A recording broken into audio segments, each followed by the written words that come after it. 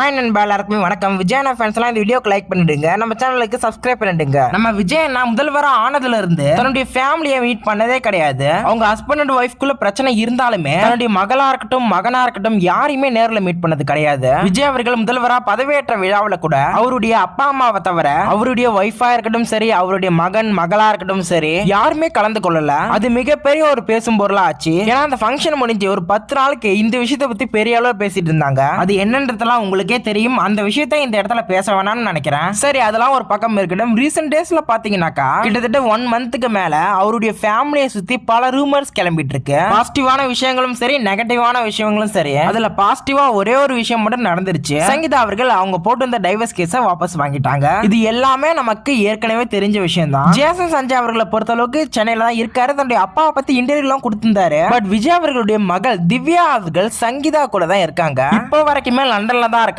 Education பர்பஸ்க்காக அங்க இருக்காங்க. எப்பதான்ப்பா சங்கீதா அவர்களும் அவங்களுடைய மகளும் சென்னைக்கு வருவாங்க அப்படின்ற மாதிரி பல பேருக்கு டவுட் இருக்கு. ஏற்கனவே பல ரூமர்ஸும் வந்துச்சு. இப்பயுமே ஒரு தகவல் வந்திருக்கு. 2 டேஸ்ல 2 பேருமே சென்னைக்கு வராங்களாம். விஜய் அவர்களே டைரக்டா போய் கூட்டு வரவும் வாய்ப்பு இருக்கா. நம்மள மாதிரியே விஜய் அண்ணாவுடைய மகள் திவ்யா அவர்களுமே விஜய் அண்ணாவை டிவில கண்டிப்பா பார்த்துட்டு தான் இருப்பாங்க டெய்லியுமே. பட் நேர்ல பார்த்து ரொம்ப வருஷம் இருக்கும்னு நினைக்கிறேன். கண்டிப்பா அவங்க 2 பேரும் நேர்ல மீட் பண்ணக்குள்ள கண்டிப்பா ஒரு எமோஷனல் மூமெண்ட் இருக்கும்னு நினைக்கிறேன். நான் விஜய் அண்ணா அப்படின்றதுக்காக மட்டும் சொல்லல, ஒரு அப்பா மகள் அப்படின்ற மாதிரி ஒரு பொதுவான கருத்தை தான் சொல்றேன். கண்டிப்பா 1 மினிட் யோசிச்சு பாத்தீங்கன்னாக்கா உங்களுக்கே புரியும். உங்க கருத்துக்களை கமெண்ட்ல பதிவிடுங்க. வீடியோ பிடிச்சிருந்தா லைக் அண்ட் ஷேர் பண்ணி சப்ஸ்கிரைப் பண்ணி சப்போர்ட் பண்ணுங்க. Bye friends.